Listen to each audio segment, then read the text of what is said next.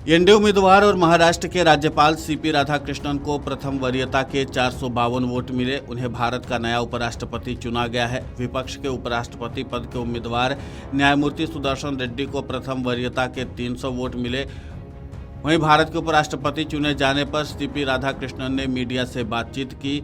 उन्होंने कहा, अगर हमें 2047 तक एक विकसित भारत बनाना है तो हमें हर चीज़ में राजनीति नहीं करनी चाहिए। चुनाव खत्म होने के बाद हमें राजनीति भूलकर विकास पर ध्यान देना होगा। इस नए पद पर मैं अपना सर्वश्रेष्ठ दूंगा। लोकतंत्र में सत्ता पक्ष और विपक्ष दोनों महत्वपूर्ण हैं। लोकतंत्र के हित का ध्यान रखा जाएगा। दूसरे पक्ष विपक्ष ने कहा कि वैचारिक लड़ाई है, लेकिन मतदान पैटर्न से हम समझ गए हैं कि राष्ट्रवादी विचारधारा ने भारी जीत हासिल की है। वहीं प्रधानमंत्री नरेंद्र मोदी ने सीपी राधाकृष्णन से मुलाकात की और उन्हें भारत का उपराष्ट्रपति चुने जाने पर बधाई दी। साथ ही राष्ट्रपति द्रौपदी मुर्मू ने भी सीपी राधाकृष्णन को उपराष्ट्रपति चुने जाने पर बधाई दी।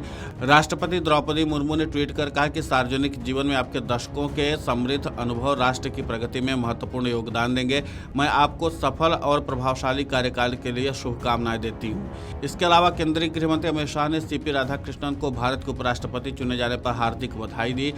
उन्होंने कहा कि समाज के जमीनी स्तर से उठकर आने वाले एक अनुभवी नेता और प्रशासन में गहरी समझ रखने वाले राधाकृष्णन जी की दूरदर्शिता हमारी संसदीय लोकतंत्र को मजबूत बनाने में मदद करेगी।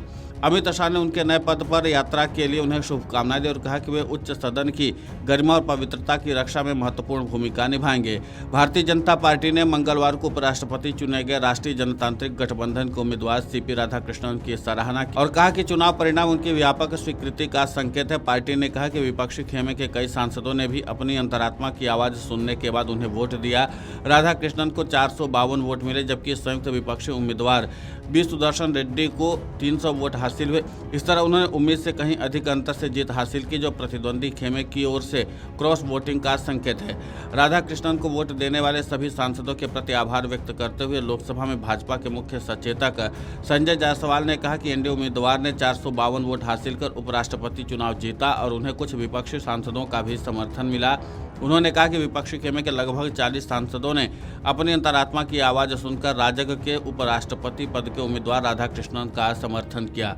उपराष्ट्रपति चुनाव में करारी हार के बाद कांग्रेस का भी रिएक्शन सामने आया है। कांग्रेस सांसद तनुज पुनिया ने कहा कि सत्ताधारी दल सांसद छीन सकता है, लेकिन जनता को नहीं छीन सकता। उन्होंने सीपी राधाकृष्णन को चुनाव में जीत पर बधाई दी और आशा जताई है कि निष्पक्ष होकर काम करेंगे। उन्होंने कहा कि वोटिंग रिजल्ट से साफ है कि क्रॉस वोटिंग हुई है। क्रॉस वोट करने वालों के अपने हित या निजी प्रभाव रहा होगा। उपराष्ट्रपति चुनाव में क्रॉस वोटिंग से बीजेपी गदगद है। दरअसल ऐसा इसलिए क्योंकि इसे कांग्रेस गठबंधन के लिए झटका माना जा रहा है। जगदीप धनखड़ के इस्तीफे के बाद इस चुनाव को विपक्षी एकजुटता का परीक्षा माना जा रहा था। कांग्रेस गठबंधन के उम्मीदवार को जीत के लिए तकरीबन 392 वोटों की आवश्यकता थी, जबकि उनके पास कन्फर्म वोटों की संख्या 315 थी।